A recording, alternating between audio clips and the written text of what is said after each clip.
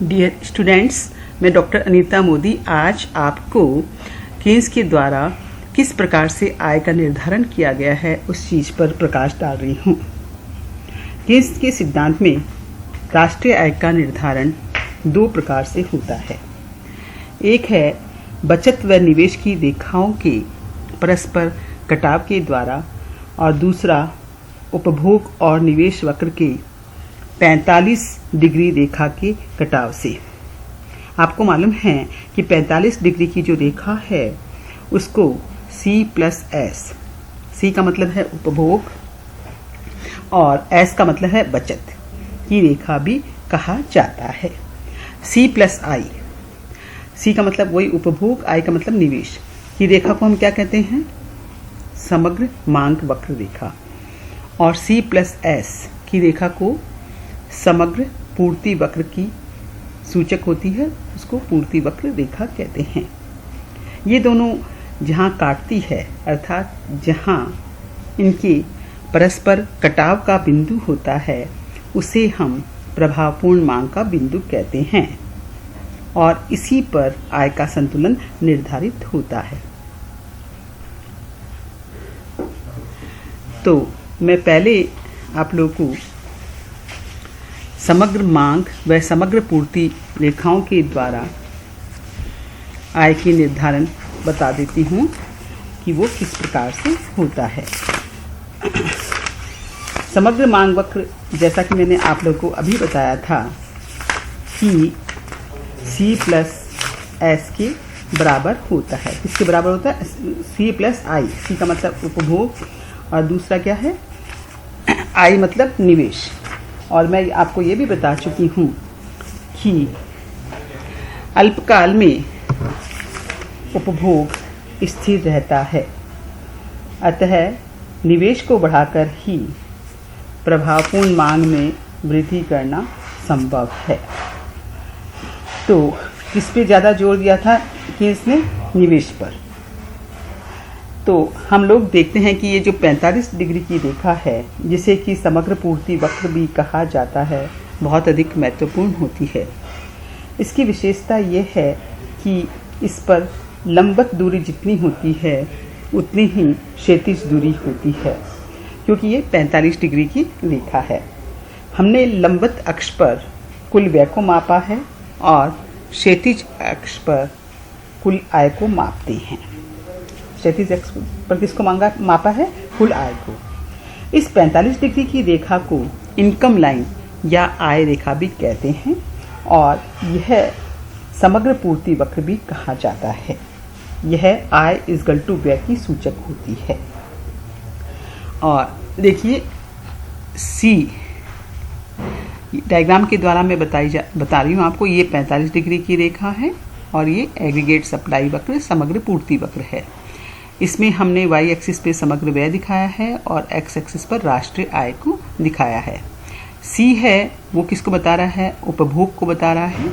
ये मैं पहले ही बता चुकी हूँ। इसका जो स्लोप है वो MPC उपभोग की सीमांत प्रवृत्ति को बताता है। और C+I ये क्या बता रहा है? समग्र मांग को बता रहा है। I निवेश है।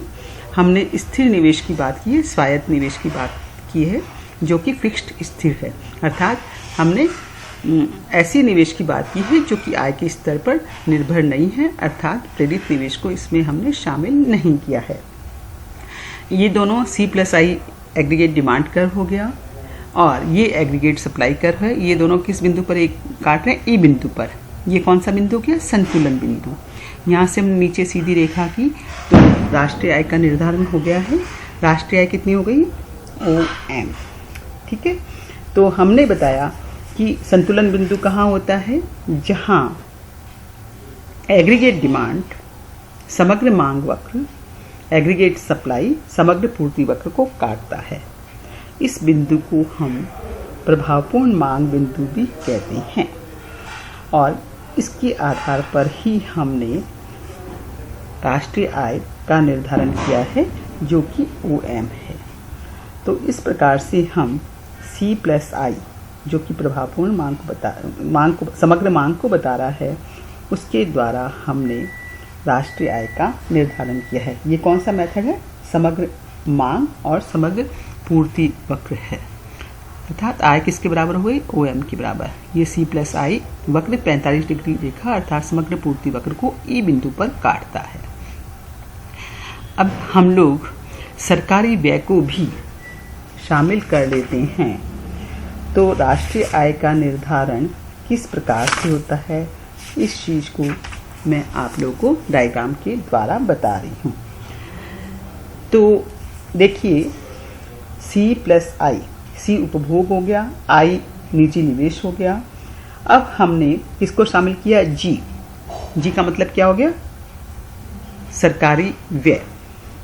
आप लोग देखते हैं कि आधुनिक अर्थव्यवस्थाओं में सरकारी व्यय का महत्व उत्तरोत्तर बढ़ता जा रहा है, उसका महत्व काफ़ी बढ़ गया है। तो हम लोग देखते हैं डायग्राम के द्वारा स्पष्ट है। ये इधर राष्ट्रीय आय है एक्स एक्सिस पर, और वाई एक्सिस पे हमने समग्र मांग को लिया है, जो कि क्या हो गया, C उपभोग, I निवेश, G सरकारी व्यय। सबसे पहले C, जिसके बारे में बता चुकी हूँ, C प्लस I मतलब हमने स्थिर निवेश या स्वायत्त निवेश को जोड़ दिया तो C प्लस I हो गया है। फिर इसमें G सरकारी व्यय को जोड़ दिया है तो क्या हो गया, C plus I plus G। तो पहले संतुलन कहाँ है, E बिंदु पर, जहाँ एग्रीगेट डिमांड एग्रीगेट सप्लाई को काट रहा है, समग्र मांग समग्र पूर्ति वक्र को काट रहा है। अब मान लीजिए सरकारी व्यय पूर्वापेक्षा बढ़ जाता है तो नया वक्र क्या हो गया, C plus I plus G 1, और नया संतुलन बिंदु क्या हुआ है, E1। आप लोग क्या देख रहे हैं कि सरकारी व्यय बढ़ने पर राष्ट्रीय आय भी गुणक रूप से बढ़ जाती है। राष्ट्रीय आय किससे बढ़ जाती है, गुणक रूप से बढ़ जाती है। ये गुणक कैसे काम करता है, इसको मैं एक एग्जाम्पल के द्वारा आपको बता रही हूँ। देखिए C is equal to 40 plus 0.80y, इसमें 40 क्या है, स्वायत्त उपभोग है जो कि आय के स्तर से स्वतंत्र है। 0.80 क्या है, MPC है। MPC क्या होता है, delta C upon delta Y, उपभोग में परिवर्तन अपॉन आय में परिवर्तन, अर्थात 100 रुपये से आय बढ़ने पर उपभोग 80 रुपये से बढ़ेगा। तो इसको कौन सा निवेश उपभोग कहते हैं, प्रेरित उपभोग। I 60 है, स्थिर है, G सरकारी व्यय 10 है, तो y is equal to C plus I plus G, ये मैंने पूरी इक्वेशन में लिख दिया है। 40 प्लस 0.80y ये C है, I 60 है, प्लस 10 सरकारी व्यय है। 40, 60 और 10 इनको जोड़ने पे कितना मिल गया, 110 प्लस 0.80y। फिर y को हम इधर ले गए तो क्या हुआ, y minus 0.80y is equal to 110। y 1 है, इसमें 0.80 घटाया तो कितना मिला, 0.2, y इजकल टू 110, तो y कितना मिला, 110.2 550। तो ये हमारी क्या हो गई।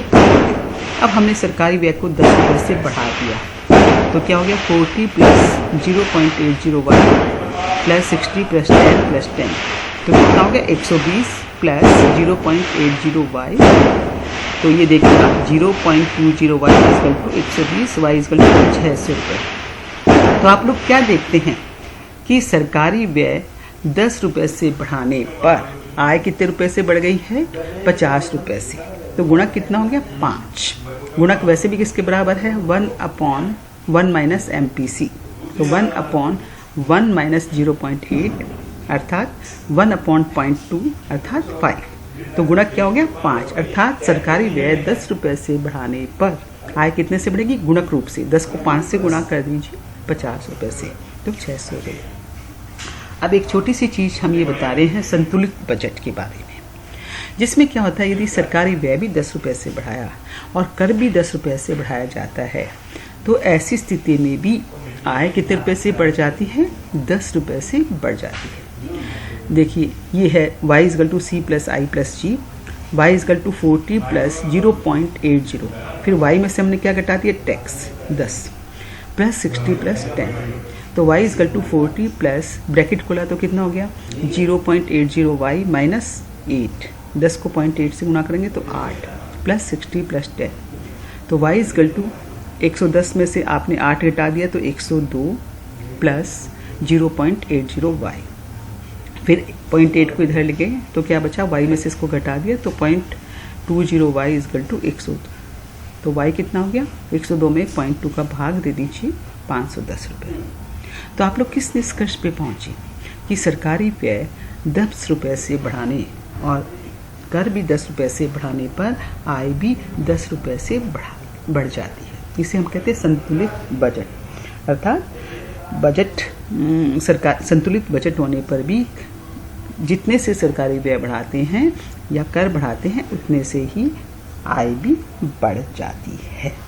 तो मैंने आज बच्चों आप लोग को बताया कि किस प्रकार से हम किसके द्वारा एग्रीगेट डिमांड और एग्रीगेट सप्लाई वक्र के द्वारा राष्ट्रीय आय का निर्धारण होता है, सरकारी व्यय का क्या प्रभाव पड़ता है, सरकारी व्यय और कर बढ़ाने पर राष्ट्रीय आय पर क्या प्रभाव पड़ता है, इसकी हमने विस्तृत व्याख्या आज की है। धन्यवाद।